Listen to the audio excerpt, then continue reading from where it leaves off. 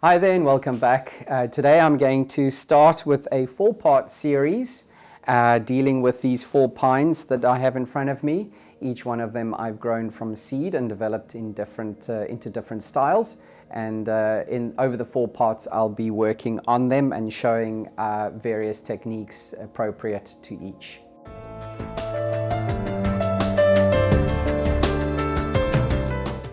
Today is going to be the first of this 4-part series, and I've chosen this little root over rock tree to start off with. And the reason for that is that this tree is actually the one that is showing the most signs that it is ready to be repotted, because that is one of the tasks that I intend to complete today, is to repot the tree. So to give you a little bit of background on this tree, it was started from a seedling cutting. So that is a process where you grow a seedling for a couple of months and then you treat it as a cutting.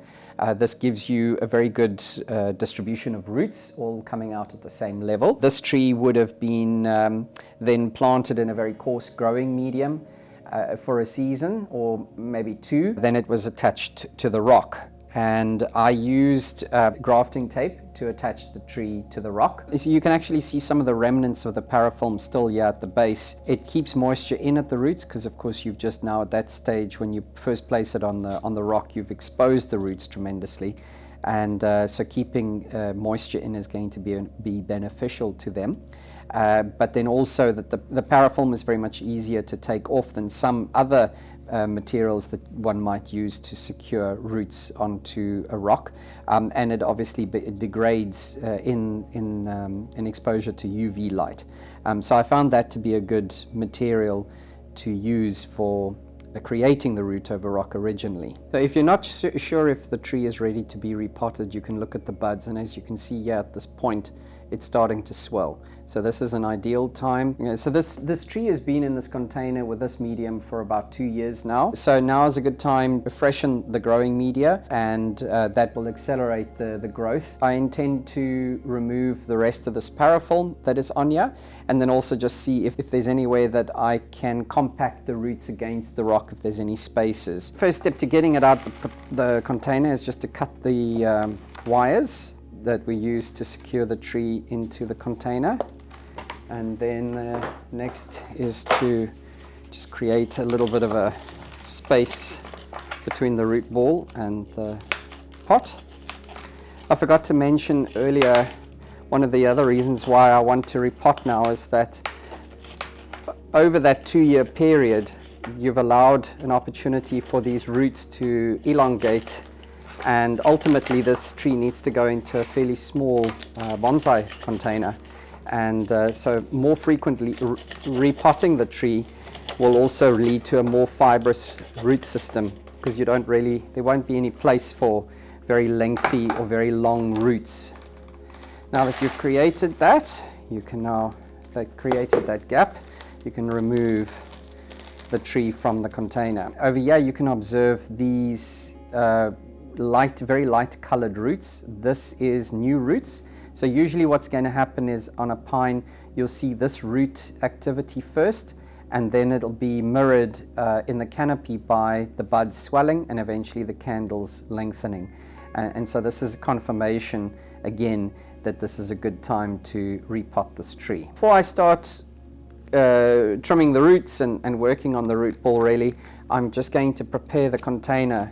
I think this is just safer because you don't need to then do it while the roots are fully exposed. So I'm just going to replace the drainage mesh and put new tie-down wires in. Get a piece of, this is 2.5 wire, aluminium wire, and I'm using this to secure the drainage mesh in place. You can just use your your pliers for this, and it needs to fit exactly into this the hole, the drainage hole, so that the mesh doesn't move around. I'm going to push the wire through to the other side and then just secure it in position. And this is really just going to ensure that the growing media can't fall through. Some containers you'll find don't have these tie-down wires, so these were drilled in, but the The clay development pots that we sell do have holes in them, so that's a little bit easier.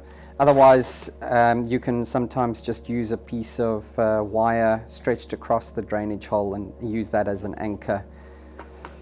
And once again, we're going to bend this wire to the correct length so it fits nicely across and into those holes. You don't want the wire to stand proud of the bottom surface because that can cause it to be unstable and therefore to maybe fall over in the wind a little bit easier. Bend the wire off to one side so that it's out of the way, and that is now readied. If this was a new container that you were using or a different container, you may want to scrub the pot out. But considering that this is a conifer, it's not really necessary. Any microflora, so mycorrhiza that's in the container, we don't necessarily want to wash that out. So we'll just leave that, but otherwise you can wash the container if you wish. Okay, first I'm going to use a root sickle, which has got teeth, which can cut. You don't want to use a saw because that's going to damage your saw. So use a root sickle. They're very inexpensive. And we're going to cut this big mat of roots from the bottom. And this is going to make it a lot easier to clean out the root ball. So that's removed. And then any tie down wires that you encounter as well, you can just pull those out. So I just want to show you this mat of roots that is formed here. So this formed at the bottom of the container, and what the tree is actually doing is it's forming more and more roots at the base of the container, and then it essentially pushes, when it does that, it pushes the tree out. So that's one indication sometimes is when the tree is actually pushing itself out of the container, or at least it looks like it's doing that. This is what's actually happening. This is just this pad of roots at the bottom of the container is getting thicker and thicker. And so we're eliminating this and getting finer root system to develop closer to the trunk. And that's the goal for today's work. I'm using a screwdriver that's just been rounded with a grinder to a very rounded point. It's kind of, I think it's also known as an ice pick, just to now pick or to pierce the growing medium. And I'm working from the inside, or should I say the outside, towards the trunk. And this is making it possible for me to remove the growing medium, and while doing that, to tease out the roots. So you need to start from the outside of the root ball, or the perimeter of the root ball, and you work towards the trunk. And so it's very much of a downward motion, but then when on the return, you're pulling it slightly towards you. And through repeated motions, you're teasing out the roots, because what you want ideally is roots to radiate from the center of the planting or from the trunk to the outside. You don't want roots coiling around. So you'll notice that if I hit something hard, let me just hit the side of this, the tool is coming out of my fingers fairly easily. I don't want to hold it too tightly, because if I do hit a root, I'm going to be stabbing it, and I don't want to do that unnecessarily. You may do that just by accident, but you want to hold onto this tool quite loosely so that you do as little damage as possible. There's a particularly thick root here that I need to reduce.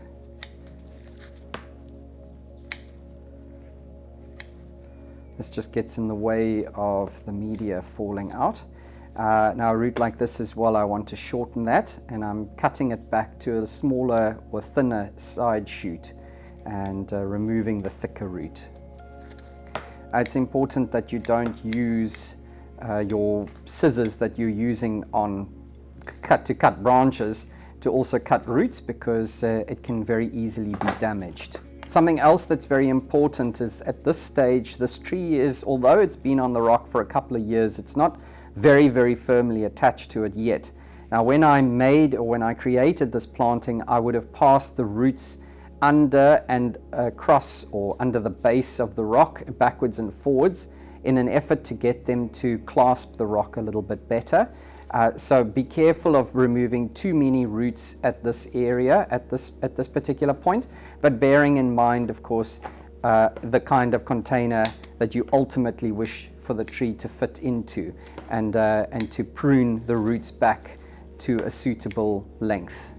So yeah, we can see some of the remnants of the parafilm that was used, or that I used to clasp the roots.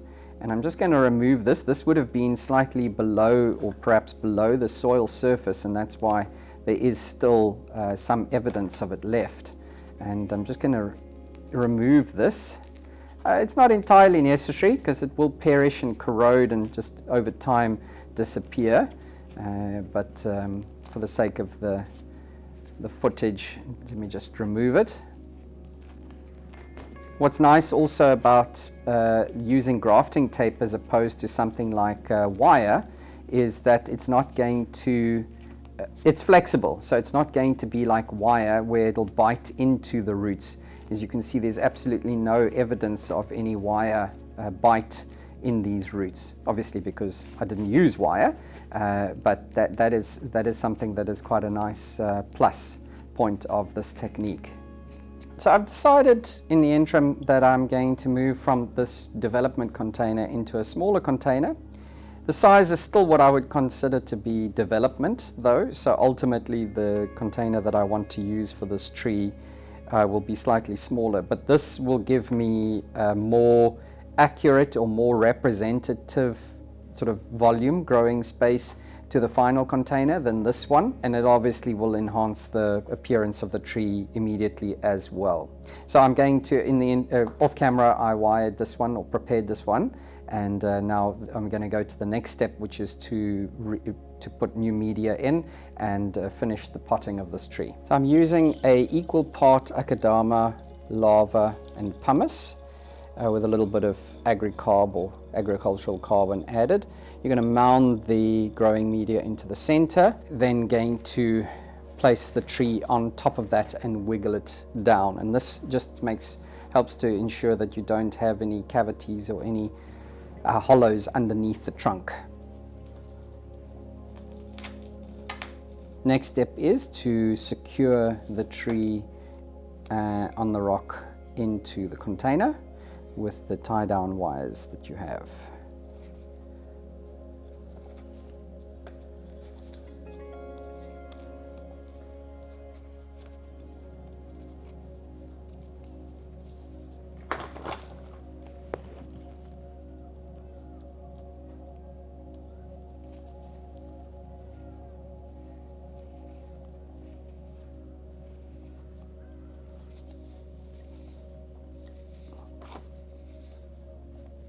It's very important that you secure the tree properly into the container so that there can be no movement.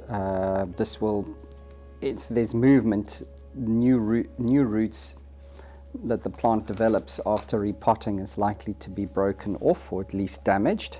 So if you have any wind or pets walking past or any other kind of disturbance, if the tree is not wired in, it can be quite disastrous. And if it lays exposed in the sun for a period of time, obviously the tree can die. So it's best just to spend a couple extra minutes to make sure that you've properly anchored the tree into the container. So make sure before you do secure the tree with the wire that the angle of the planting is correct. I've also placed the tree in the center, dead center of the container, and this is to allow equal space for roots to develop all around the tree. Okay, now we're just going to fill up the rest of the space with fresh growing medium, and then we're just going to chopstick that in. There aren't any real undercuts or gaps in this root ball because it's still a very young root ball, so the chopsticking is not really going to take very long, but nonetheless, just to get it into position or get it into place, make sure that you fill up any gaps that you do have. Roots will not develop into a void. Okay, now I'm just using the spatula side or the trowel side of a rake, and this is just to tamp the medium down make sure that it is slightly compacted. You don't want to hit hard so that it crushes the medium. It's really just to settle it in so that there's no gaps. Finished putting new media in, chopsticking that in, and now the next step will be to water it with a fine spray and to water it very thoroughly so that if there's any dust in the container from the media, that it gets flushed out of the system. Ordinarily, I wouldn't put sphagnum moss on a conifer. It's usually not necessary. But because this container is so small and because I've exposed a fair amount of the roots now in one go, I'm just going to put a thin layer, so around about 5 millimeters of sphagnum moss on the surface, and this will just help the roots to well, it stabilizes the soil, and what you're going to find is that you'll get surface root development before the roots go developing down into the container. So this will just help the tree to just kind of set the tree up for growing again. With root over rock, it's very important for it to be believable. The root must firmly clasp the rock. So yeah, you can see a little bit of a gap between the two, and I just want to, as one of the final steps at this stage, to just close that a little bit, and I'm going to do that with a piece of wire. Okay, so what I'm doing is I'm just going to put a piece of aluminium wire that I've put a piece of rubber hose over to protect the root around the wire, and now I'm going to tighten it onto the rock.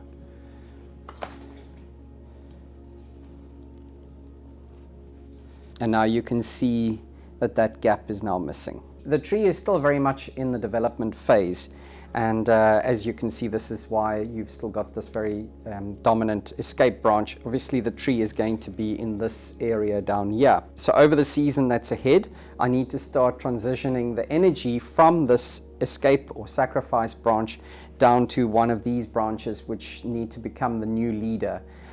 You don't want to do that over or by means of just a single cut and eliminating it. You do need to transition it because it'll obviously be a very big difference in the amount of sap flow. So the idea is to slowly reduce the energy going into the escape branch and get it to rather flow into one of these inner branchlets that are growing from lower down in the tree. And then also I will, depending on the energy of the tree and how well it responds to the repotting process, I'll probably decandle these lower branches to start stimulating back budding on the interior of the tree so that I can start building my structural branches for the future canopy of the tree. As I've done with the work on this tree, going to move it outside into very bright shade, protect it from the wind, and then as soon as possible start moving it into sun. I'll feed it some Kelpack for the first couple of months just to help it transition over, cope with the repotting stress and generate new roots, and then start feeding it as normal. So thanks very much for watching, and until next time, I will put part 2 up in the near future, and you'll catch that on a Friday afternoon as usual. So until then, take care and goodbye.